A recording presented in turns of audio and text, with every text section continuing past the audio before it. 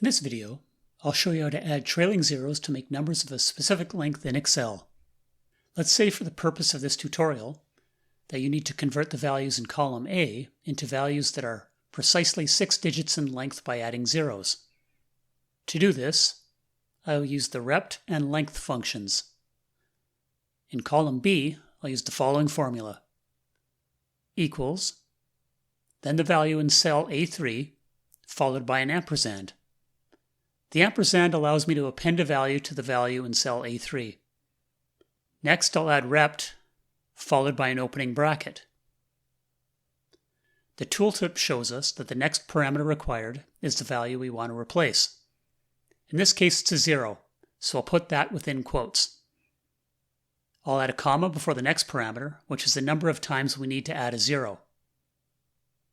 If all of the values in column A were of the same length, I would simply put the number here.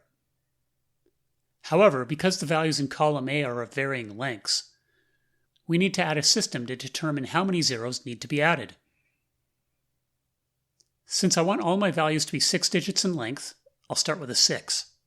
Now I'll add the minus sign because I want to subtract the number of digits in column A. This is where we can use the len function. To calculate the number of digits in column A, I'll use the len function by adding len and then an opening bracket followed by cell A3. And then I'll add 2 closing brackets to finish the formula. I'll click enter and I can see that my original value of 234 now has 3 trailing zeros. Now to copy the formula to the remaining rows.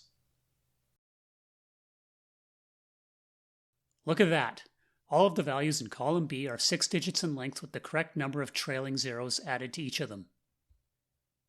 If you'd like to learn how to add or remove leading zeros to values, check out this video.